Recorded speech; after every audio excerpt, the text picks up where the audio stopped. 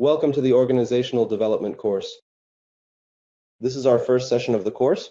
Today we'll discuss what organizational development is, or as it's affectionately called, OD. Let's start by trying to convince you that this topic is extremely important for you. Why? Firstly, because in some companies the HR director even reports to the organizational development director. But this is only in some companies. It's not very common, but it does happen. Next, top consultants, and I know some of them, in organizational development earn $5,000 to $10,000 a month, and the best companies are headhunting HR managers with this competency. An HR director I know only gets great job offers because he's a former organizational development consultant. He worked for a consulting company in this field. It's on his resume and he's in high demand. Moving on. Here's what's interesting. I think the book Work Rules. I hope many HR professionals have read the book Work Rules. It's a book about Google's HR director and the inner workings of HR at Google. So if you recall, Laszlo Bock was a consultant at McKinsey. He came with a consulting background and applied many of these consultant approaches as an HR director. Actually, if you read the book after taking this course, you'll understand what it's all about.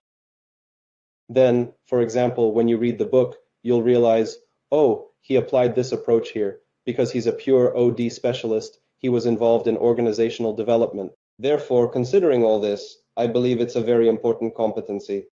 Primarily for HR directors and HR business partners, organizational development is a crucial competency. The course website looks like this, and at the end, now let's get acquainted if there's anyone we haven't met yet. My name is Mike Pritula. I've been working in various companies for 15 years. In fact, from the perspective of our current course, we can say that after about a year and a half at Alpha Bank, for the rest of the time I worked in HR, it was largely focused on organizational development. I was constantly building, rebuilding, reforming, launching, auditing, recommending, developing, implementing. And these verbs best describe my work activities. And as you will learn today, they very well describe the activity called organizational development. In my work, I rely on global best practices from these companies, which I monitor and share with students. I would also be glad if you could write a little about yourself, your city, position, and company. I am actually curious about who is attracted to the topic of organizational development. So do not be shy and please write about yourself so we can get to know you too. Those watching on Facebook can also write in the comments, and everyone else watching will see your responses. So go ahead and write. Let us see who will be the first to not be shy about announcing themselves to the world and admitting that they are interested in this topic of organizational development. Great, Marina Moscow Airplane Event HD Sphere. Cool, thank you very much. Everyone else who is going to write, please do. I will read it out as soon as you write. Also, those who are already with us on the course, you have homework assignments waiting for you, for completing which you will receive a diploma. So, Katerina Moscow, sport. Wow, cool. Is sport the position or the company? The course itself consists of 8 sessions. I will explain a little later how these sessions are structured. Accordingly, the first session is about what it is, and then various different topics that we will cover. So there is also Anastasia Venskaya, Director of OD&C, Moscow Rambler Group. Cool. Interesting position, both organizational development and C. Yes, it is very rare. It is a company in the sports field, the position of a manager in the organizational development direction. Now that is cool. Thank you very much, Latvia Riga, an IT manager. And I also handle HR.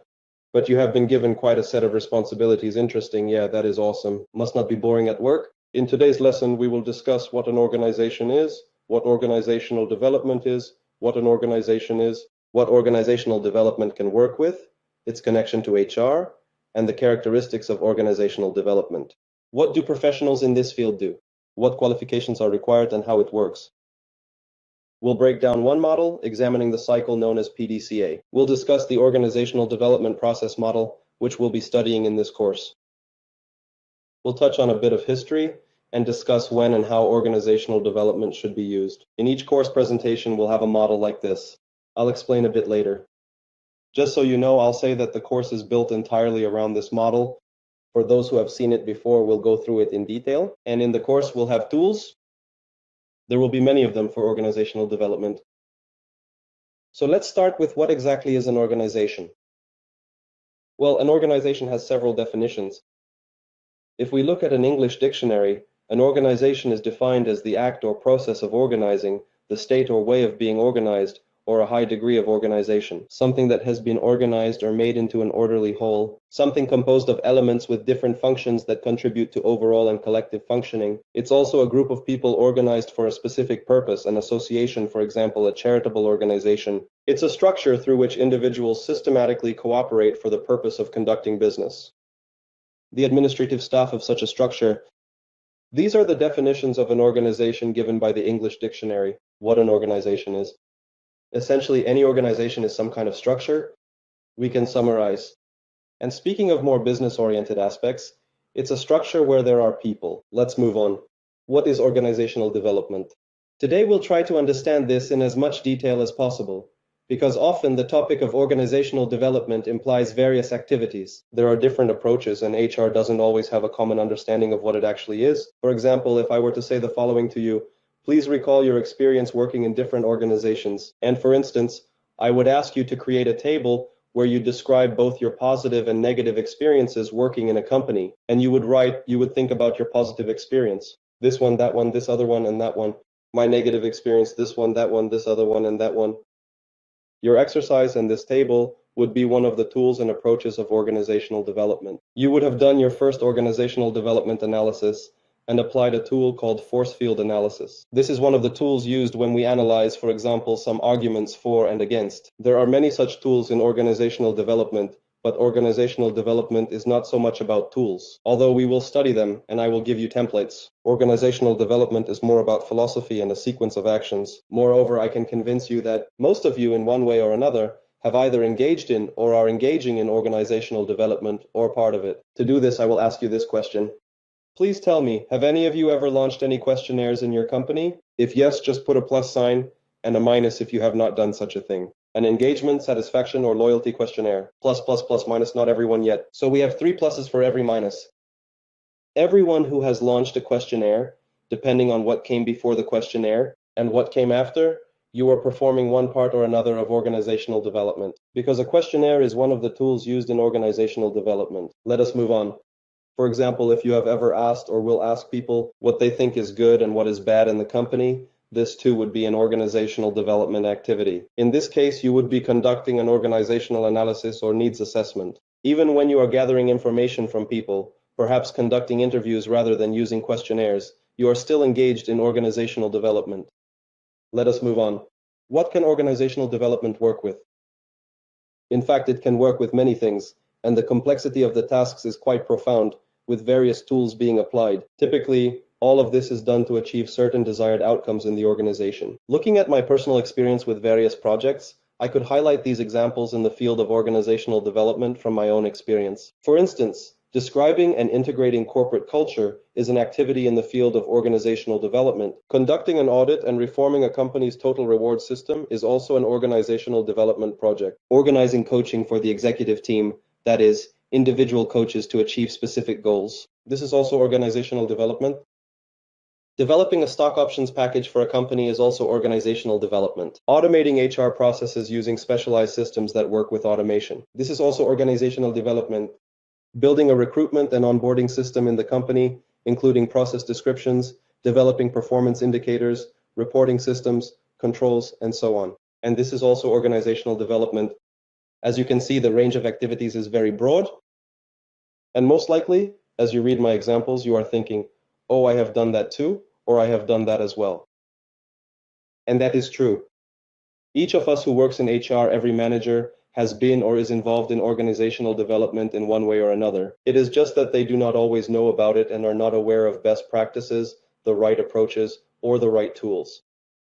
That is why they do not always achieve the desired results in the form or within the time frame they would like. Let us move on. So what is organizational development?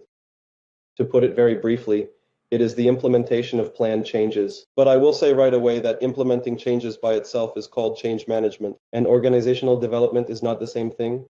These are related concepts, but implementing change is only a part of organizational development. One of the good definitions of organizational development characterizes this activity as follows. It is an effort that is planned, organization-wide, typically managed from the top, although supported from below, and sometimes there are activities that are even more bottom-up. To improve organizational effectiveness, that is the key phrase, improving organizational effectiveness, and strengthening the organization's health through planned interventions in the organization's processes using behavioral and scientific knowledge. And organizational development does indeed use a range of scientific fields and scientific knowledge. That is why organizational development is not the easiest thing to do. What knowledge is needed to engage in organizational development? Understanding and mastery of organizational behavior. Knowledge of management, business, psychology, sociology, anthropology, economics, education, consulting, and public administration. Organizational development stands at the intersection of all these areas of knowledge. As you can see, it's quite a broad set of knowledge, so typically people in organizational development are individuals who have quite extensive and abundant experience, either consultants who have grown and come from consulting companies, and we have worked in this field for a long time, or HR directors and operations directors who often engage in this, who have worked on the business side. That's what organizational development is. Let's move on.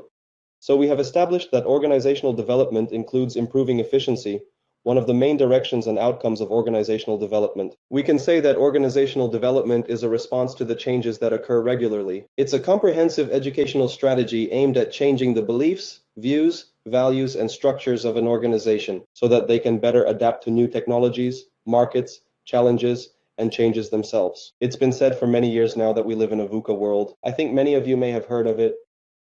VUCA. One of the important characteristics of this VUCA world is uncertainty, a situation of uncertainty. In other words, you never know what tomorrow will bring. For example, last year quarantine suddenly came, and no one was prepared for it. No one knew it was coming. And no one knew when it started, when it would end, and to this day, no one knows when it will end. This is the situation of uncertainty in which a company finds itself.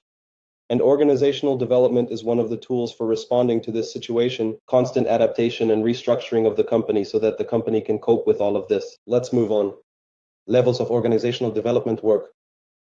In fact, the levels of an organization's existence can be different. Any company has quite visible aspects. They are called artifacts, behavioral norms that can be seen and worked with. But beyond that, a company has deeper aspects that are not always visible, and organizational development knows how to work with them too. These are beliefs, values, and even certain assumptions on which the company's activities are built. It's like an iceberg. For example, an organization's business processes are the visible part. They can be described or have already been described. These are observable artifacts, but underlying these business processes may be certain beliefs. For example, the belief that customers need to be taken care of, and the belief that money should be saved. And there might be a belief that customer care can be sacrificed for the sake of profit. So there can be different beliefs. The same goes for values. And assumptions can also be different. Organizational development works with quite visible things like processes, indicators, structures, specific people, the specific competencies of these people, their behavior, and their results. As well as with deeper levels, these are beliefs, values, and assumptions. Therefore, organizational development activities often touch on more hidden and intangible things, such as corporate culture, because the power of corporate culture is enormous. I think you might have heard the phrase, culture eats strategy for breakfast, lunch, and dinner. These are economists who have learned the hard way about corporate culture. They realize that it cannot be ignored, that there is always a human part, a psychological part, a part related to beliefs and values that drives the company. Therefore, organizational development is a tool that stands at the intersection of business and psychology. To put it very briefly, let us move on. Now let us look at a modern definition of organizational development, which I think is one of the best, because there are still different approaches and different beliefs about what it is. This is one of the best definitions.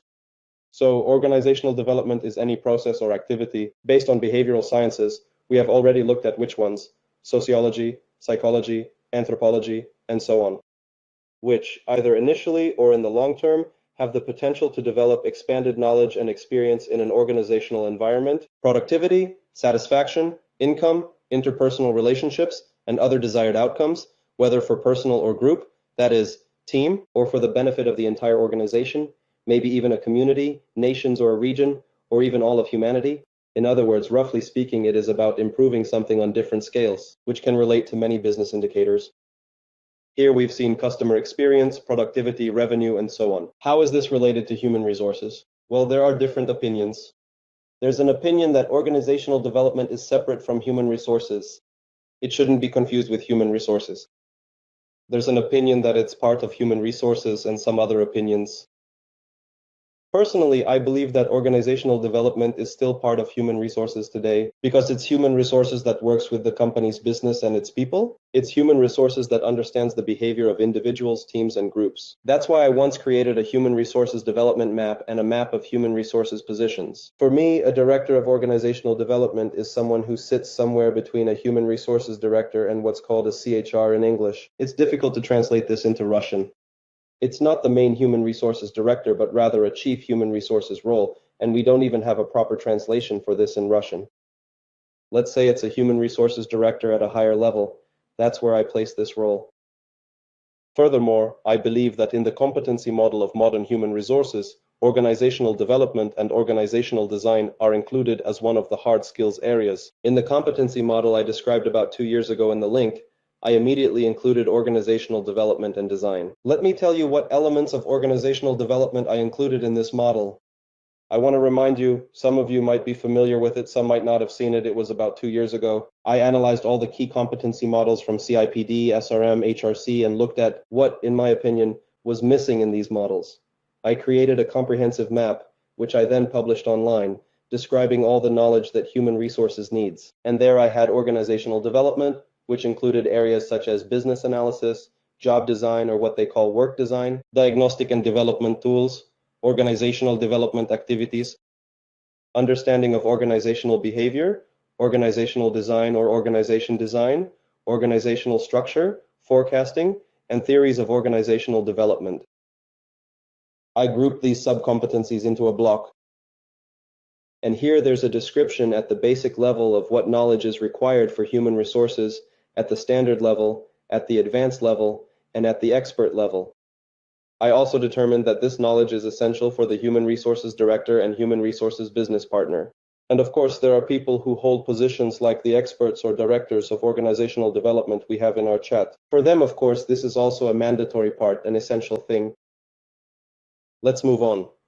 We've covered the competencies. Now, what are the characteristics of organizational development? Organizational development is always aligned with the company's goals. That is, organizational development isn't done in a rogue manner or in some separate direction, but only where it's needed by the company. Because for organizational development, we'll be talking about organizational development interventions today, organizational readiness is required. Next, organizational development is largely rooted in behavioral sciences. In this course, we'll talk a lot about human behavior, psychology, and refer to scientific works and psychologists who describe human behavior. Because indeed, people are the main factor in business and the main unpredictable element. It's not as simple as 1 + 1 = 2. That's why we'll be talking about them. Next, it's a long-term and continuous process. It's not a one-time thing that you can do quickly and be done with. It's an ongoing process. Furthermore, it emphasizes a technological orientation to achieve results and is based on collaboration. That is, you can't engage in organizational development against people's wishes or by breaking their resistance. And it has a systemic orientation. In other words, it's always about the system. There's an economist, Edward Deming, who's very much about systems. He looks at any company as a system. Organizational development primarily views a company as a system. So, to summarize the first part, the main goal of organizational development is to increase the company's efficiency. This is precisely why companies value this competency so highly. That's why HR professionals who know how to handle organizational development are in high demand. That's why such HR professionals earn very good money. And with their knowledge of English, these HR professionals are gladly taken to other countries. An acquaintance of mine, an expert in organizational development, now lives in Dubai and manages projects there. Because in countries where there's a lot of restructuring going on, these people are in high demand and are constantly being invited. Let's move on. So the next thing that organizational development professionals do, they can be internal or external, meaning they can work within the company, people are hired, or they are hired with organizational development expertise for a director position, or they are hired for a separate position such as development director or some other title for the department, or they are hired as consultants within the department structure. But in general, they can work inside the company. And of course, they can work externally. That is, they can be contracted as individuals like freelancers or as entire companies. There are companies like Mercer, Deloitte, Roland Berger, and many others, as well as McKinsey, Accenture, which can take on projects in organizational development and do something. Often people and professionals in organizational development are called consultants because their role is similar to that of consultants in terms of their activities, not because of the position level. I mean, a consultant can be super expensive. Their hour might cost $1,000. I know one consultant, I think I can call him that.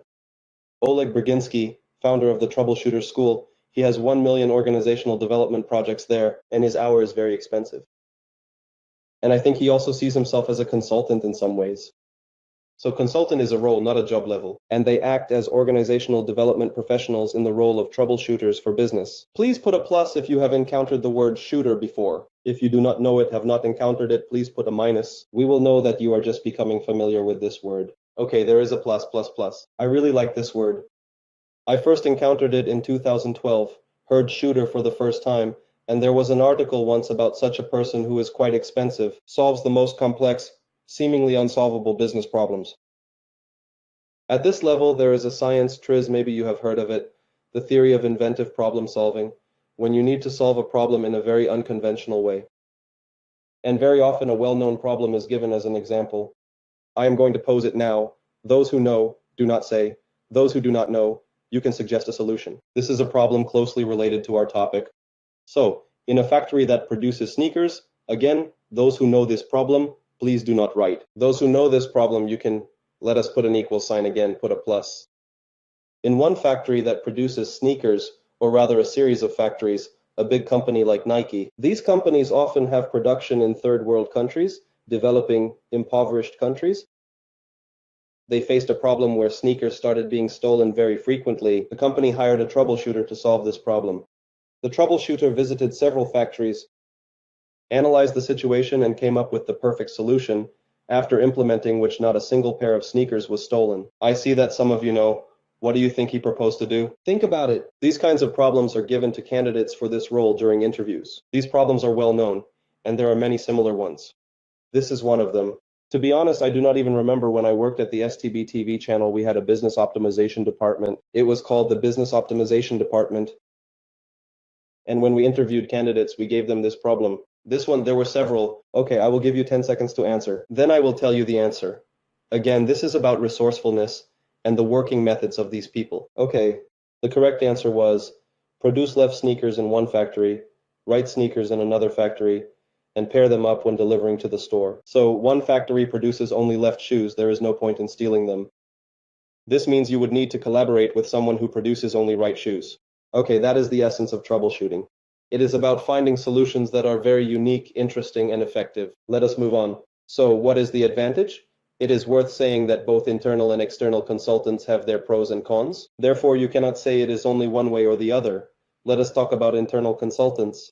They are already familiar with the organization, know how it works, and understand the organizational culture better than anyone else. They have well-established relationships and collaborations. As consultants say, there is already an established level of trust. They have already established a level of trust.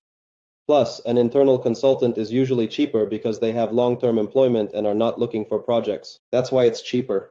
The organization is also less exposed to the risk of confidential information leaks, as the person won't leave, meaning they won't simultaneously consult for a competitor. There are downsides though. They might pay less attention to quickly completing tasks because they're on a salary, have greater responsibility and job security, so they need to do less marketing. Now let's look at the specifics of external consultants. They don't have prior knowledge of the organizational culture, so they don't have preconceived notions. They don't know what's impossible in the company, which is an advantage of external consultants. In a good sense. You know, Elon Musk at Tesla and SpaceX factories has been hiring young engineers for a very long time, and quite often he didn't hire people from Boeing and other competitors because young engineers didn't know that something couldn't be done. He gave them seemingly unsolvable tasks. Engineers from Boeing would say, no, that's impossible. We've tried that, it's impossible. So he gave such tasks to students. They don't know it's impossible. So they make the impossible possible. The same goes for external consultants. They don't yet know what's supposedly impossible in this company. So they make the impossible possible. Because the company changes, and what was impossible yesterday might be slightly possible today. Furthermore, they often enjoy great respect from insiders because they have a reputation. Unfortunately, there's a saying, and it's true, I've experienced it myself. A prophet is not without honor save in his own country, like we trust our own less than outside experts. So an external expert with a good reputation, with a good name, when it says McKinsey, Roland Berger, or some Accenture or any other well-known company, immediately gains trust. Because of this, plus they're paid a lot per hour of work. Next, external consultants have more freedom to tell it like it is because they can't be fired. They're not afraid. They'll say what's not working here. This person needs to be fired and there's theft happening here. The organization takes on less long-term payroll commitments and doesn't incur additional expenses. That is, external consultants can sometimes be cheaper, so it works both ways. Furthermore, organization members may be more willing to trust confidentiality when sharing information with a consultant. It's a paradox that people might tell more to an independent arbitrator. It's easier for them to be ethical.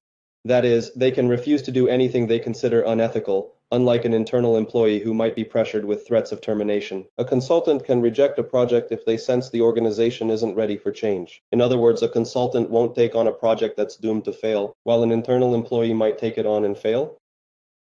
They usually have a broader range of experience. An external consultant might have solved this problem in different companies, so their experience is broader. Furthermore, they'll have more diverse positions in their experience, having worked in different roles and solved various tasks. And it's easier to remove them from the company if they're not performing well, compared to an internal employee who is legally harder to fire. So these are the pros and cons of internal and external consultants. Most often it's a combination. For some tasks, an internal consultant; for others, an external one. What qualifications are required?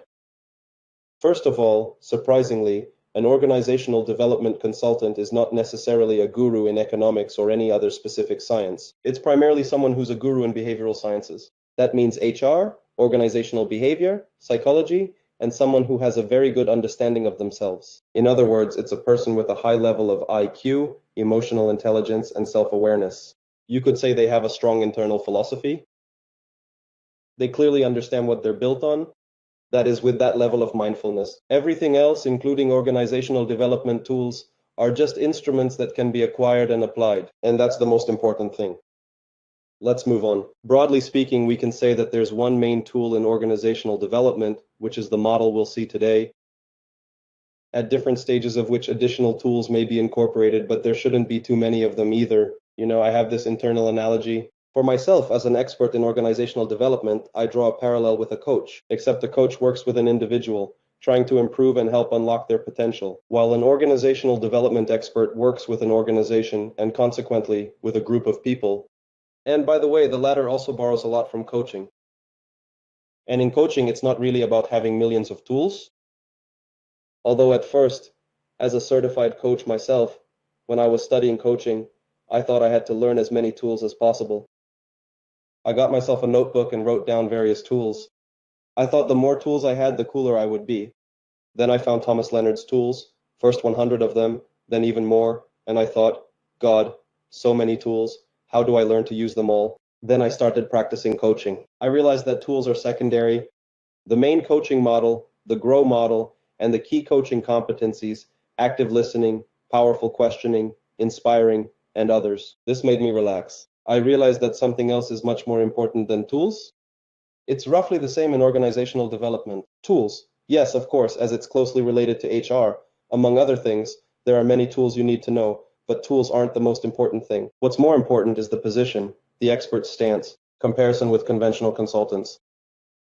An organizational development consultant differs from an IT consultant or a consultant in some narrow specialty. Regular consultants are experts in one narrow field, while organizational development consultants have more of a facilitator function rather than that of an expert. In other words, an organizational development consultant knows a little bit about everything, but on a surface level. A traditional consultant is very deep in one particular thing.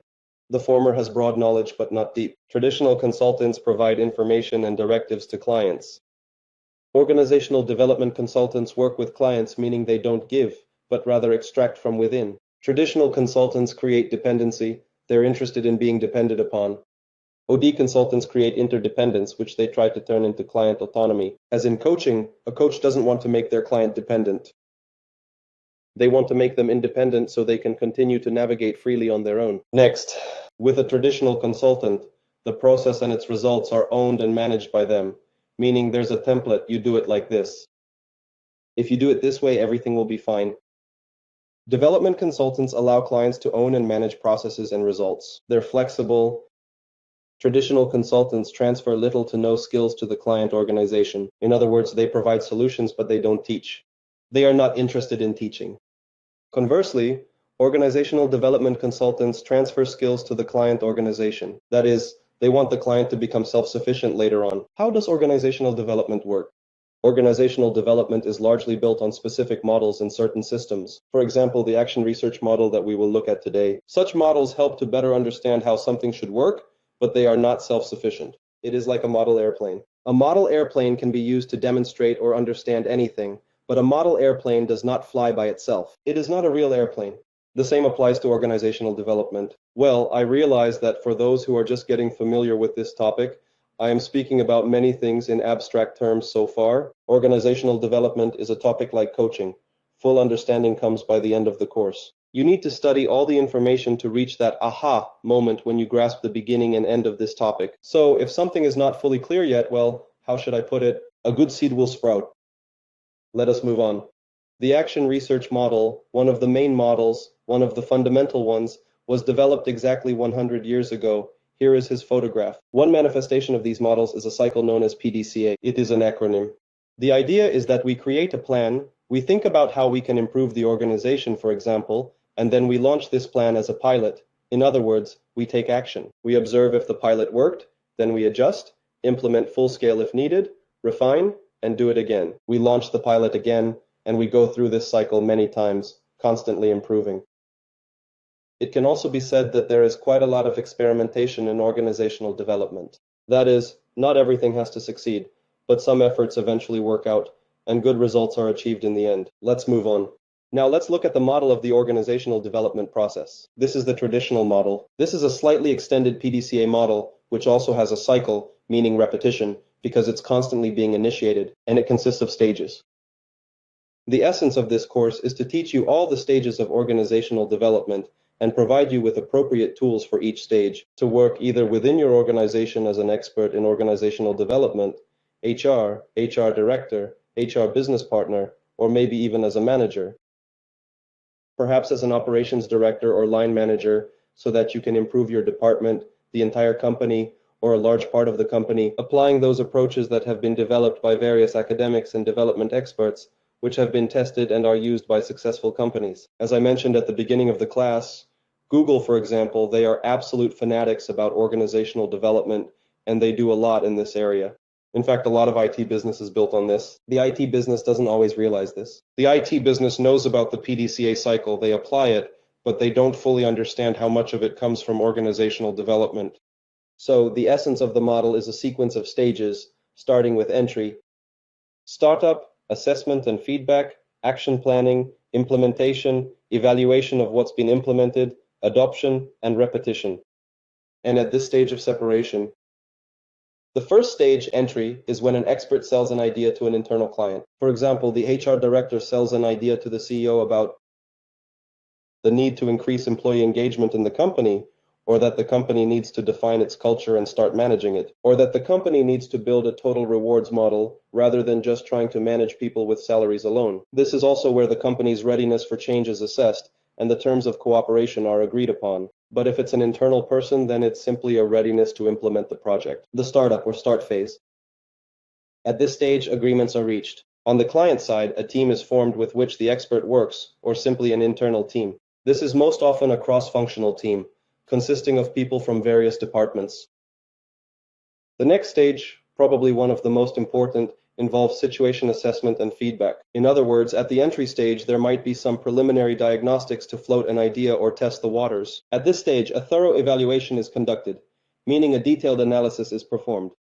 Here, typically, the questionnaires I asked you about are used to gather information. Interviews, focus groups, and many other methods can also be used. Document analysis, performance metrics analysis, a whole bunch of things. And feedback is provided on the situation. This is usually where the subject of further work is identified. Then an action plan is prepared, detailing what exactly we will do, what goals and objectives we set, who will be responsible, timelines, budgets, and what is needed. The next stage directly implements the action plan.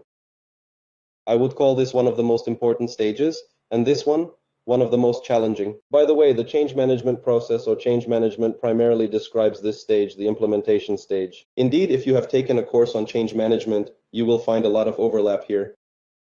This is what change management is all about. In OD language, this is called an intervention, or to translate it without using English terms, it is an intervention. The question is, how does what you are describing differ from project management standards? Project management standards are, in essence, one of the tools of organizational development. But project management standards are like a template.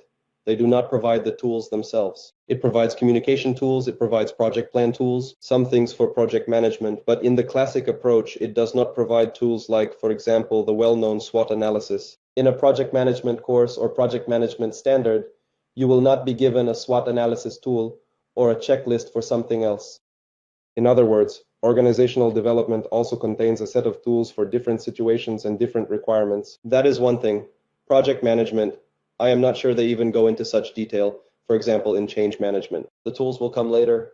Yes, the tools will be covered in the relevant classes. Yes, today we are getting introduced to this topic and we will study the tools in our specialized classes. Okay, let us move on. Look, organizational development is quite similar to many things. To consulting, I drew an analogy with coaching, but organizational development also has specific knowledge and tools. It is like, for example, if you were to ask, how does HR management differ from people management? What do HR professionals do that executives do not? I would say that indeed HR management and people management are very closely related. But management is more about the day-to-day management of people, and HR management is very much about building processes, creating policies, and aligning with organizational goals. How do development tools differ from business analysis tools? So, let's say business analysis is something like business analysis, right? I'm not familiar with absolutely every acronym in the world. Good questions, we really need to make a chart for this. Organizational development and business analysis, project management, agile IT, coaching, HR. There's also human development and a bunch of other areas. Thank you. By the way, this is the first run of this course. I'll think about it, and possibly in future courses I'll refine and add to it based on feedback. I didn't set out to compare or compete with other disciplines in this regard. The idea was to convey the concept of organizational development, provide a model and tools. Can we also get a chart when things become clearer? Yes, I probably should prepare one somehow. Okay, the next stage is the evaluation stage. At this stage, we assess how well we've managed to achieve what we set out to do. That is, the reason we started all this in the first place. Then comes the acceptance stage. If everything goes well, we need to implement everything we've accomplished. This is called institutionalization, which means making it a part of the organization and preventing any backsliding. If the goals weren't met, we skip this stage and start over. If they were achieved, great, we implement the acceptance and then go back to see what else can be improved. We then take on the next task. By the way, it's worth making a comparison. You haven't asked yet how this differs from total quality management or Six Sigma or something else. I'd say there are actually a lot of similarities, just different combinations. If I were to draw an intersection, it would be circles of organizational development and project management that would overlap significantly because they're built on similar sciences.